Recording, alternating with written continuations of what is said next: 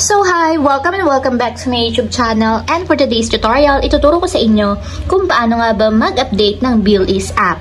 But first, kindly subscribe to my channel and don't forget to hit the subscribe button and the bell to notify you for my new updates. And if you want to learn more, just keep on watching and let's start. So ayan guys, for today's video, may two ways tayo kung paano nga ba makapag-update ng BillEase app. So para sa mga iOS users, pwede tayong mag-update sa App Store, and para naman sa mga Android users, pwede naman sa Google Play Store. So ayan, na-open ko lang yung aking Google Play Store. And then, pagka-open guys, tap nyo lang yung search or pumunta lang tayo sa search bar. Then, dito sa search bar, type natin yung BillEase. Then, search. So, ito yung application ng BillEase guys. Kung hindi pa updated yung inyong application, update yung nakalagay dyan. Pero kung updated na guys yung app ninyo, open yung nakalagay. So, hindi pa to updated, tap natin yung update.